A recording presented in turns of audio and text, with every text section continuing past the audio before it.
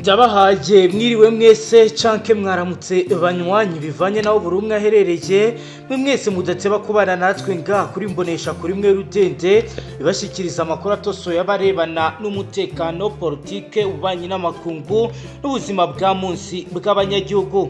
Turi ku muyingamo kuri uyu munsi wa gatanu w'indwi ni kwigenekerezo rya 8 imyandagaro 2025 ho tugiye kurabira hamwe ibiriko biragenda byibonekeza nga mu gisata kirebana n'umutekano cyane oro turibuze kureba uko ibintu bihagaze. Turaza kwibanda cyane mu mavugurura akomeye yakozwe na President Felix Antoine Tshisekedi Tshilombo kubirebana no kugira ngo igihugu cyongere kifata umurongo mushya aho kuri ubu ngo yamaze kwinjiza muri guverinoma benshi mu bari basanzwe batavuga rumwe n'ubutegetsi, bikaba rero bizafashwe nk'intambwe ikomeye. Turaza kandi kurebera hamwe ibijyanye n'imirwano ikomeje kugenda yibonekeza nga mu buseruko bwa leta iharanira intwaro rusange ya Congo. Turaza kurebera hamwe ibijyanye na communication sécurisée, turaza kurebera hamwe ibijyanye na combat en zone urbane et en milieu montagne turebe uko bihagaze. Turaza kandi kurabira hamwe ibijyanye na insécurité temporaire ndetse na combat antinel et zone montagneuse uko bihagaze. Turaza kandi kubabwira ibijyanye n'ikoranabuhanga rya gisirikare rigiye kuvugururwa, bikaba rero bihura n'ibiko biragenda byibonekeza mu bice bitandukanye. Turaza kandi kubabwira ibijyanye na twirwaneho ndetse n'izasarambwe mu mirwano ikomeye hafi y'ikibuga cy'indege cya Kavumu, bikaba rero byabaye mu buryo butunguranye. Turaza kandi kureba uko ibintu bihagaze ku bijyanye n'ububanyi n'amahanga mu bya gisirikare ahitezwa amavugurura adasanzwe. Turaza kandi no kureba uko umuyingamo n'imicungararo ahantu hatandukanye ibintu uko byifashe. Turaza kandi gukomoza no kubijyanye n'idoha o bitangazwa ko ibintu bikomeje kugenda bisubira hasi kuruta uko byatangiye. Reka rero tudatinze turamvura inkuru yacu tubabwira ido n'ido ku biriko biragenda byibonekeza ku igenekerezo rya 7 imyandagaro 2025. President Felix Antoine Tshisekedi Tshilombo, President wa Repubulika Iharanira Intwaro Rusange ya Congo, yashyizeho guverinoma nshya mu rwego rwo gukomeza gukemura ibibazo by'ingutu byugarije igihugu. Guverinoma ikaba iyobowe na Madamu Judith Suminwa Turuka, urugero n'umushikiranganji wa mbere wari usanzwe uzwi ku izina rya Suminwa de guverinoma y'ubumwe yagiyeho ishingiye kuguriza hamwe impande zitandukanye za politike mu rwego harimo n'abatavuga rumwe na Tshisekedi mu rwego rwo guhagarika guhangana gukomeje gufata intera muri iki gihugu. Uyu umuvugururo wibanze ku gusubiza mu myanya yabo bamwe mu bagize guverinoma Suminwa ya mbere basanzwe babaye ingirakamaro mu guharanira iterambere rya Congo, harimo Minisitiri w'Ububanyi n'Amahanga Madame Thérèse Kwayikwamba wa Wagner, Minisitiri w'Ingabo na Minisitiri w'Umutekano w'imbere mu gihugu Guy Kabombo Mwandiya Vita ndetse n'abandi barimo Jean Pierre Bemba wari usanzwe ashinzwe ibijyanye n'ubwikorezi. Abashya bagize guverinoma bagaragaramo abayobozi bafite ubunararibonye kandi bafite izina rikomeye rya politiki, harimo Adolphe Muzito wabaye Minisitiri w'Intebe mu bihe byashize, akaba na Minisitiri w'Imari muri iyi guverinoma, harimo Guillaume Ngefa Atondoko Andari Minisitiri w'Ubutabera, Azaria Ntamvwe Minisitiri ushinzwe abahoze mu ngabo na Floribert Azuron Minisitiri ushinzwe ubufatanye n'akarere politike ndetse nuko ibintu biragaragaza ko n'ubwo iyi guverinoma yiswe y'ubumwe hamwe mu batavuga rumwe na Tshisekedi cyane cyane abava muri ACD ya Martin Fayulu ntibagaragara mu myanya y'ingenzi. Biro bikaba byateje impaka ku bijyanye no gukomeza guhashya gushaka ubwiyunge bwuzuye muri politike ya leta iharanira intwaro rusange ya Congo. Ibindi byamamare muri opposition nka PPRD rya Joseph Kabila ndetse na Assemblée ya Moise Katumbi nabo ntibashyizwe muri guverinoma nshya nk'uko leta ya Congo ibona ko batari abanyamuryango kuri ubu bumwe. Perezida Tshisekedi yatangaje ko guverinoma nshya igamije gushyira imbere ibibazo by'igihugu nk'amahoro, umutekano, ubukungu n'iterambere, by'umwihariko mu bihe bigoye by'umutekano muri Kivu y'Amajyaruguru, aho bamwe bo mu inyeshyamba z'izasarambwe bakomeje kwibasira guhungabanya ubusugire bw'igihugu nk'uko babitangaza. Mu rwego rwo gukomeza umutekano no guhashya umutwe w'izasarambwe, leta ya Kisekedi yagiye ishyira ingamba zikomeye mu bikorwa bya gisirikare byo gukumira no guhosha imirwano. Hatangijwe gahunda zikomeye zirimo offensive militaire regulare, bikaba rero bigomba gukorwa mu bice bya teritwari ya Rucuru, Nyiragongo na Masisi, hagamijwe gusubizaho ubuyobozi bw'ibanze bwa leta bwashyizweho, by'umwihariko hagasuraho ikizwi nka etat de siège. Hari kandi gukoresha ikoranabuhanga rya gisirikare, bikaba rero bivuga ko bizagirwahamo uruhare n'abasanzwe basobanukiwe ibingibi. Ibi rero bikaba bikomeje kugenda bihura n'isuzuma ry'aho abarwanyi b'izasarambwe baherereye. Harimo gukoreshwa indege z'intambara zigenda zimenya hari ibirindiro, ibizwi nka drone de reconnaissance, n'uburyo bw'itumanaho risanzwe hagati y'abasirikare, communication sécurisée mu bice bitandukanye. Hari kandi gukoresha ingabo z'abantu badasanzwe, force spéciale, mu bikorwa bitandukanye byo kuba bahiga hari abayobozi b'izasarambwe no gucungira hafi aho bagenda, mu rwego rwo gukoresha ikoranabuhanga ridasanzwe combat en zone urbaine et mire montagne nk'uko bigaragara. Hari kandi gushyira imbere ibikorwa byo gusubiza abaturage mu mitungo yabo no kubahiriza uburenganzira bwabo nyuma y'aho imirwano ikaze imaze kwibasira abaturage. Amazina ya bamwe mu basirikare bakomeye bayoboye izi ngamba harimo Generali Peter Chirimwami witabye Imana, hari Major General Chiko Chitambwe usanzwe ari mu bikorwa bya gisirikare bya FARDC mu bikorwa byo guhiga izasarambwe. Biravugwa ko bagomba kwifashisha amayeri yo mu bwoko bwa encerclement temporaire, aho ingabo za FARDC zifunga imihanda yose yinjira mu bice bitandukanye bigenzurwa n'uyu mutwe kugira ngo babashe guhagarika ibijyanye na logistique. Hari kandi guhangana bidasanzwe hifashishijwe indake combat en tunnel et zone montagneuse, aho izasarambwe zikoresha neza ikoranabuhanga ryo kurwana bihishe. Ibyagiye bituma FARDC idashimaho. Hari kandi coordination interarmée, aho ingabo zitandukanye za FARDC zirimo n'abasirikare b'intege rusange, abasirikare b'intambwe n'abaforomo b'intambara bishyize hamwe mu bikorwa byo guhashya ndetse no gusubiza abaturage mu byabo, bikaba bigomba gukorwa mu gihe gito. Nkuko bigaragara, guverinoma y'ubumwe bw'abanyekongo, iyi ni guverinoma igizwe n'abaturage b'ingeri zose z'igihugu, harimo abo bavuga ko batavuga rumwe n'ubutegetsi ndetse n'abatavuga rumwe, bose bakaba bakorana muri gahunda imwe yo guteza imbere igihugu. Umuryango w'abanyapolitiki batavuga rumwe ni amatsinda cyangwa se abantu kuri ubu bari basanzwe bamenyereye ko banenga ibitagenda neza. Kuri ubu biravugwa ko kuri ubu bishimye bitawe n'intambwe ikomeye yatewe. Ni mu gihe kandi ku munsi w'ejo kuwa kane ku igenekerezo rya 7 Imyandagaro 2025 mu gace ka Kabari kari mu ntara Kivu y'Amajyepfo muri Repubulika Iharanira Intwaro Rusange ya Kongo habaye imirwano ikomeye hagati y'ihuriro ry'ingabo za leta n'umutwe w'izasarambwe ndetse n'uwatwirwaneho. Bikaba rero bivuga ko kuri ubu urwego imirwano yagezeho bitandukanye n'ibyigeze biba. No duce rero twegereye Kavumu, ku kibuga cy'indege cya Kavumu kikaba rero cyarabereye imirwano ikomeye mu buryo buteye ubwoba. Kivu y'Amajyepfo ikaba imaze imyaka myinshi igaragara ko irimo imvururu zikomeye bitewe n'ubwoba bwinshi bw'inyeshyamba z'izasarambwe. Umutwe w'izasarambwe wagiye ugaragara mu bice bitandukanye, ndetse kuri ubu benshi mu baturage bakavuga ko babangamiwe bikomeye n'uburyo urwana muri iyi minsi. Izasarambwe hamwe n'ihuriro ry'abatavuga rumwe na leta bagaragaye mu bice byo mu burasirazuba bwa Kivu y'Amajyepfo, bakomeje guhangana n'ihuriro ry'ingabo za leta rigizwe n'ingabo z'u Burundi ndetse na FDLP.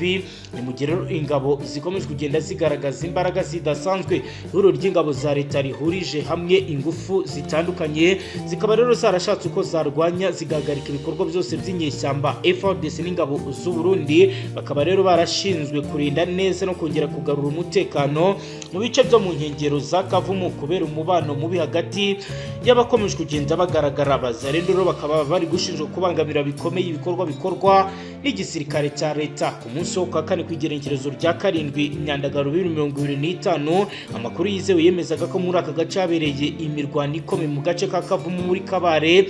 Habaye imirwano ikaze hagati ya leta ndetse na coalition y'izasarambwe. Ubuhamya buturuka mu baturage ndetse n'abasirikare batangaza ko ari ihuriro rya leta ryagaragaje imbaraga, ariko izasarambwe zihagararaho uruhare rw'imbaraga impande zombi rukaba rwaratumye imirwano irushaho kugenda ikara. Abaturage baravuga ko imirwano yatumye abasirikare ba leta benshi bakomereka, abandi bava ku rugamba. Ni mu gihe kandi bitangazwa ko nabo ku ruhande rw'izasarambwe hari bamwe baba barakomeretse. Ishyaka riri ku butegetsi kuri ubu rya UDPS rikaba rero ryaragaragaje uburyo ryiteguye guhashya ndetse no kongera gusubiza abanyekongo igihugu n'umwihariko n'ibice bagiye bigarurira.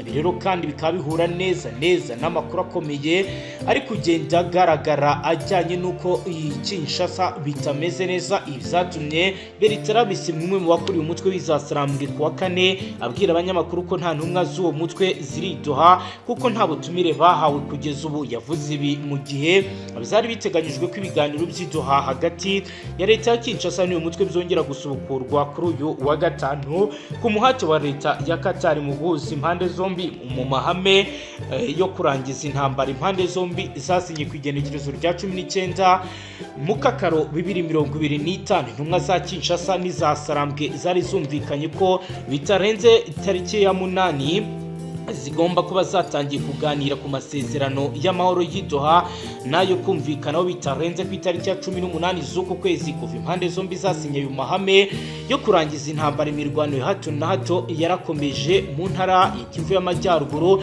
na Kivu y'Amajyepfo. Kugeza ubu birakomeje kugenda byibonekeza ku giti gira intangere.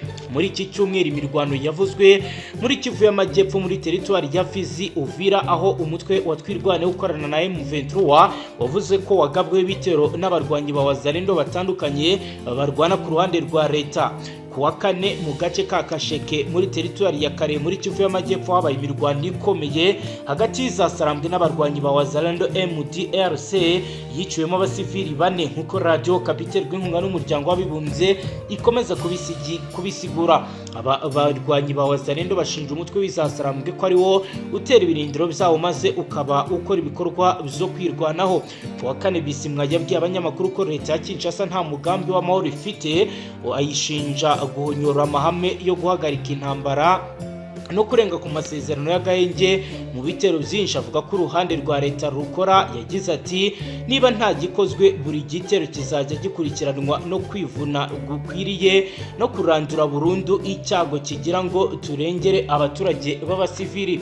Mu gihe impande zombi zishinjanya kurenga ku byo zumvikanye, abasasanguzi baravuga ko hari impungenge ko gutinda kw'ibiganiro biteganyijwe bishobora gutuma ibintu birushaho kuba bibi cyane.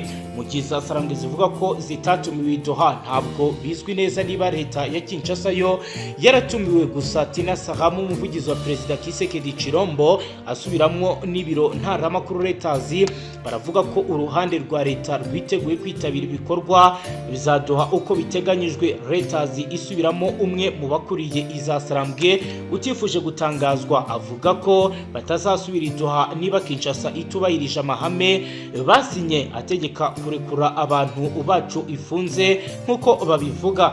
Reuters zirasobanura ko ubutegetsi bwa Perezida Tshisekedi bwo kujya mu biganiro bihuza n'impande zombi. Bavuga ko imfungwa zirekurwa ari uko habaye kumvikana ku masezerano y'amahoro aho kuba nyuma y'amahame yo guhagarika intambara yasinywe. Ibiro byose bikaba bihura neza no kuba buri ruhande rukomeje kugenda rugora urundi. Ibiro kandi birahura neza n'andi makuru akomeye akomeje kugenda agarukwaho agaragaza uburyo ibintu bishobora kuza kudogera muri aka karere nyuma y'uko hari umugabo washyizweho ushinjwa gukorana na FDLR. Ndashingira ku byanditswe ndetse bigaragazwa nabo ku ruhande rw'u Rwanda aho bagaragaza uko babibona. Ndashingira ku nkuru yasohotse ivuga ko Perezida Evariste Ndayishimiye ku igenekerezo rya 5 Myandagaro 2025 yashyizeho abagize guverinoma nshya agira Dr Edouard Bizimana Minisitiri w'ububanyi n'amakungu n'ubufatanye n'akarere, asimbujwe Ambasaderi Albert Shingiro wari uyu mwanya kuva mu kwezi kwa Kamena 2022. Uyu Dr Bizimana yavukiye mu Burundi ku igenekerezo rya 10 z'ukwezi kwa kabiri umwaka w'igihumbi 1968. Afite impamyabumenyi y'ikiciro cya gatatu cya kaminuza n'ikirenga mu mubano w'ibihugu yakuye mu ishuri rikuru rya Arik muri Cameroon, aho yakoze ubushakashatsi ku makimbirane y'abitwaje intwaro no kubungabunga ibidukikije mu karere k'ibiyaga bigari. Yatangiye gukorana muri Minisiteri y'Ububanyi n'Amahanga mu Burundi muri 2004, abo umujyanama w'umuyobozi mukuru ushinzwe umubano w'iki gihugu n'Uburayi ndetse na Amerika y'Amajyaruguru. Nyuma y'imyaka 2 yagizwe umuyobozi wungirije ushinzwe protocole mu biro bya Vice President kuva muri 2007 kugeza muri 2010. Dr Bizimana yari umujyanama wa mbere muri ambasade y'u Burundi muri Amerika. Muri kwezi kwa kabiri muri 2012 agirwa umuyobozi ushinzwe imiryango yo mu karere mpuzamahanga muri Minisiteri y'Ububanyi n'Amahanga. Nyuma gato ashingwa amashyaka ya politike. Muri Kamena 2012 Dr Bizimana yagizwe ambasaderi w'u Burundi mu Budage kugeza muri 2016 yagizwe ambasaderi w'iki gihugu cye mu Burusiya. Muri 2022 yagizwe umwe mu ntumwa z'umukuru w'igihugu President Evariste Ndayishimiye nk'uko rero yabigenje. Hari amakuru amuvuga rero ko ashobora kubakorana byafi na FDLR mu gihe umubano w'u Rwanda n'u Burundi wazamze. Uyu Dr Bizimana n'umwe mu banyapolitike bakoreraga mu biro bya President Ndayishimiye n'izindi nzego nkuru batahwemye kwibasira u Rwanda haba ku manywa cyangwa nijoro, aho ubuyobozi bw'u Rwanda buvuga ko ibirebana n'amakimbirane yo mu karere Dr Bizimana aba ari hafi kugira ngo asubize ashingiye ku byiyumvo bye byiganjemo urwango no gusobanya n'umuryango mpuzamahanga. Mu ntangiriro z'ukwezi kwa Mukakaro 2025 Perezida Paul Kagame yabwiye abanyamakuru ko u Rwanda rwiteguye kubahiriza ibyo rusabwa ku masezerano y'amahoro rwagiranye na Repubulika Iharanira Intwaro Rusange ya Kongo i Washington DC mu kwezi kwa Ruheshi. Nk'uko bigaragara, Perezida Paul Kagame yasobanuye ko hari amasezerano Leta Iharanira Intwaro Rusange yasinyiye mu bihe byashize ariko atigeze yubahirizwa, bityo ko u Rwanda rutegereje kureba niba ayo masezerano koko azubahirizwa, harimo no gusenya umutwe wa FDLR. Icyo gihe Dr Bizimana yifashishije urubuga rwa X atangaza ko FDLR ari urwitwazo rw'u Rwanda, kandi ngo kuba Perezida Kagame yaragaragaje ko Leta Iharanira Intwaro Rusange itubahirije amasezerano yabanje bigaragaza ubushake buke. Yagize ati ntabwo ikarita ya FDLR ikora. Umunyarwanda Felix Mugenzi ku igenekerezo rya 3 Myandagaro yanditse ku rubuga rwa X ko Perezida Ndayishimiye na Kisekedi wa Repubulika ya Demokarasi ya Kongo bongereye FDLR imbaraga kugira ngo babone uko bakomeza gusahura umutungo kamere. Dr Bizimana amusubiza ko uyu mutwe w'iterabwoba nta kibazo uteje. Dr Bizimana yagize ati FDLR ntikiri ikibazo ku Rwanda, ahubwo n'urwitwazo so kugira ngo asahure Kongo. Ibinyoma byanyu ntabwo byakomeza. Mugenzi we yavuze aya magambo ashingiye kuri raporo zitandukanye zigaragaza ko Leta y'u Burundi imaze igihe kinini ikorana n'umutwe witwaje intwaro wa FDLR, cyane cyane kuva umubano w'ibihugu byombi wazamba mu mpera za 2023. Nubwo Dr Bizimana ahamya ko FDLR itakiri ikibazo mu karere, akanama k'umuryango w'abibumbye gashinzwe umutekano kagaragaje kenshi ko uyu mutwe witwaje intwaro ufite uruhare mu guhungabanya umutekano mu burasirazuba bwa Kongo, ndetse kashimangiye ko uyu mutwe ugomba gusenywa. Ku igenekerezo rya 16 z'ukwezi kwa 4 Minisitiri w'Ububanyi n'Amahanga wa Repubulika ya Demokarasi ya Kongo Madame Thérèse Kwayikwamba Wagner yabwiye akanama ka Loni gashinzwe umutekano ko mu mwaka w'1994 mu Burundi habaye jenoside yakorewe Abahutu, bityo ko ikwiye kwemezwa. Mu Burundi Ambasaderi Frédéric Gaterance Ngoga ukorera ishami ry'umuryango wa Afurika yunze ubumwe Union Africaine rishinzwe politiki, amahoro n'umutekano, yagaragaje ko ibyo Kwayikwamba yavuze atari byo, kuko Burundi hatari kuba jenoside yakorewe Abahutu mu gihe bwayoborwaga n'umuhutu Sylvestre Ntibantunganya. Ngoga wabwiye Ambasaderi w'u Burundi agize ati mushiki wanje Kwayikwamba ibisukuri perezida wacu icyo gihe yari Sylvestre Ntibantunganya umuhutu. Ku rundi ruhande soma raporo ya Loni, nta jenoside yakorewe Abahutu yabaye mu Burundi. Icyo gihe Dr Bizimana yibasiye Ambasaderi Ngoga amwica umukozi ukorera mu nyungu z'u Rwanda kuko ntiyigeze yamagana amagambo ya Minisitiri w'Ububanyi n'Amahanga n'Ubutwererane w'u Rwanda Olivier Nduhungirehe yavuze ku Burundi. Yagize ati Frédéric Gateretse akorera mu nyungu z'u Rwanda igihugu gishotora Repubulika ya Demokarasi ya Kongo agakandagira amahame ya Union Africaine yigira nkaho ashaka ko umuvugizi wayo. Sinigeze numva yamagana amagambo mabi ya Olivier Nduhungire ku Burundi na FDNP.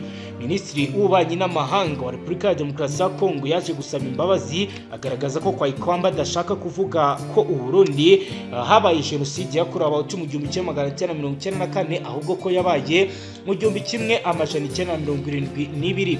Igenekerezo rya 16 z'ukwezi kwa kabiri umugambi mukuru w'ingabo za Uganda General Ken Muhoozi yagaragaje ko ashyigikiye impamvu yatumye abarwanyi b'Isasira bafata intwaro nyuma yaho bafashe igisagara cya Bukavu. Icyo gihe General Muhoozi yanditse ku rubuga rwa X agira ati uyu munsi umwanzi ariruka cyane. Yakomeje agira ati abacwezi ntabwo barinjira muri iyi ntambara. Dr. Bizimana yasubije General Muhoozi agira ati kohereza ingabo zanyu ngo zitere ikindi gihugu si imyitwarire ikwiye. Uko wurira igiti niko kugwa bigenza nabi cyane kandi niko werekana ubwambure bwawe isi iri kubareba. Muri uko kwezi Dr. Bizimana yatangaje ko Perezida Kagame na Yoweri Kaguta Museveni wa Uganda ubwo bari mu nama ya EAC na SADC ku igenekerezo rya 8 z'ukwezi kwa kabiri bagaragaje gushidikanya ku mipaka ya Repubulika ya Demokarasi ya Kongo. Ati ibi bicura ikintu kibi. Uyu mudiplomate yavuze ko Burundi bumaze igihe kinini bugaragariza isi ko intambara mu ruseruko bwa Kongo itandukanye n'iy'abantu batekereza, ashaka kwerekana ko u Rwanda na Uganda babifitemo uruhare rukomeye nk'uko yabigaragaje. Ngayo nguko ni ishama kivuga kuri Dr. Bizimana wahawe inshingano zikomeye zo kuyobora ubushikiranganji bushejwe ububanyi n'amakungu. Akaba ari amakuru akomeye tubagezaho ngaha. Wibuke usyonde sabone niba ari ubwambere dukurikiye ngaha tubagezaho amakuru akomeye abarebana n'umutekano, politiki, ububanyi n'amakungu n'ubuzima bwa munsi bw'abanyagihugu. Hasta la vista.